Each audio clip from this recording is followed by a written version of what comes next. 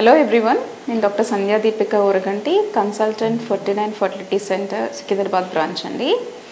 So నేను ఈరోజు మీతో ఒక కామన్గా కపుల్స్ ఎదుర్కొనే ఇన్ఫర్టిలిటీ ప్రాబ్లం గురించి మాట్లాడతాను. సో మా దగ్గర చాలామంది పేషెంట్స్ వస్తారు. మేడం మేము టెస్ట్లన్నీ చేయించుకున్నాము, అన్నీ నార్మల్గా ఉన్నాయి, కానీ ప్రెగ్నెన్సీ రావట్లేదు, రీజన్ ఏంటి మేడం చెప్పండి మాకు అని అడుగుతారు. సో నార్మల్గా బేసిక్ ఇన్ఫర్టిలిటీ టెస్ట్లో ఒకటి అల్ట్రాసౌండ్ చేయించుకుని ఎగ్ రిలీజ్ అవుతుందా లేదా చూడటం ఫీమేల్కి. 2 ట్యూబ్స్ గర్భాశయం పక్కన ఉన్న ఫెల్లోపియన్ ట్యూబ్స్ అనేవి ఓపెన్గా ఉన్నాయో లేదో చూడడం. ఈ 2 టెస్ట్లు ఒక బేసిక్ టెస్ట్ అనమాట. ఇవి 2 నార్మల్గానే ఉన్నాయి మేడం. అండ్ స్పర్మ్ టెస్ట్ మెన్కి రెగ్యులర్గా చేసే బేసిక్ టెస్ట్ అనేది స్పర్మ్ అనాలిసిస్, అది కూడా నార్మల్గానే ఉంది. అన్ని టెస్ట్లు నార్మల్గానే ఉన్నాయి, కానీ ప్రెగ్నెన్సీ రావట్లేదు.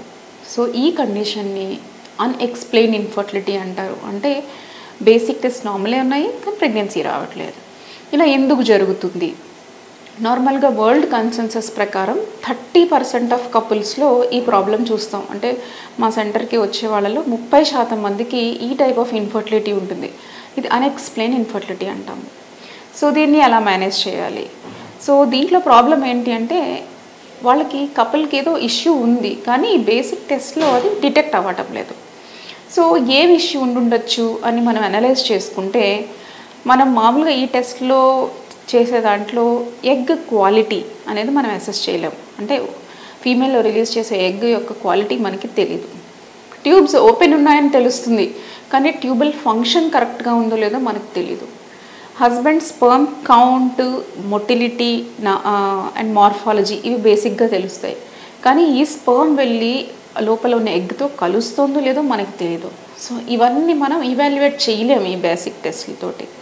సో అందుకని ఇది మనకి అన్ఎక్స్ప్లెయిన్ అని ఎందుకంటే బేసిక్ టెస్ట్ డిటెక్ట్ చేయలేదు కాబట్టి, కానీ దెర్ ఇస్ సమ్ ఇష్యూ, అందుకనే ప్రెగ్నెన్సీ రావట్లేదు. సో ఓకే ఇలా ఉంది, దీన్ని ఎలా మేనేజ్ చేయాలి మేడం, ఎలా ట్రీట్ చేయాలి అని అడుగుతారు. ఏం ట్రీట్మెంట్ తీసుకోవాలి అని. సో దీనికి చాలా లెవెల్స్లో చాలా ట్రీట్మెంట్స్ ఉంటాయి.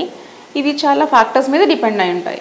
నార్మల్గా పేషెంట్ ఏజ్, యంగ్ పేషెంట్స్ అనుకోండి 35 ఇయర్స్ కంటే తక్కువ వాళ్ళల్లో, విమెన్ 35 ఇయర్స్ కంటే తక్కువ వాళ్ళల్లో దీనికి ఐయుఐ సైకిల్ అంటే ట్యాబ్లెట్ మెథడ్లో ఎగ్ పెరగడానికి ట్రీట్మెంట్ ఇచ్చి ఐయుఐ పద్ధతి అనేది ట్రై చేయొచ్చు. ఇలా 3 to 4 సైకిల్స్ వరకు ట్రై చేయొచ్చు. సో దానివల్ల ప్రెగ్నెన్సీ రేట్ అనేది పెరుగుతుందన్నమాట. అదే ఈ విమెన్ కనుక 35 కంటే పైబడిన వాళ్ళు అనుకోండి, వాళ్ళకి ఐవీఎఫ్ పద్ధతి అనేది కరెక్ట్గా బెటర్ సక్సెస్ రేట్ అనేది ఇస్తుంది. సో ఈ పద్ధతిలో ఎలాగా వెళ్తాము అంటే ఐయుఐ సైకిల్ ఎలా చేసుకుంటాము, ఐవీఎఫ్ సైకిల్ ఎలా అప్రోచ్ అవుతాము అని చాలామంది అడుగుతారు. సో వాళ్ళలో నార్మల్గా ఐయుఐ సైకిల్ అనేది ఎలా ఉంటుంది అంటే, పీరియడ్ వచ్చిన 2వ రోజు ఫీమేల్ పార్ట్నర్ని అంటే వైఫ్ని పిలిచి స్కానింగ్ అది చేసి బేస్ లైన్ టెస్ట్లన్నీ చేస్తామన్నమాట. అంటే తన థైరాయిడ్ ఎట్లా ఉంది, హెచ్బి ఎట్లా ఉంది, మిగిలిన factors important hormones, prolactin hormones అవన్నీ చెక్ చేసుకుని వాళ్ళకి ఎగ్ పెరగడానికి ట్రీట్మెంట్స్ అనేవి స్టార్ట్ చేస్తాం. స్టార్ట్ చేసిన తర్వాత డే 10th డేని వాళ్ళని పిలిచి ట్రిగర్ ఇంజెక్షన్ ఇచ్చి 36 అవర్స్ తర్వాత హస్బెండ్ని పిలిచి సమెన్ ప్రాసెసింగ్ చేసి ఐయుఐ అనే పద్ధతి చేస్తాము.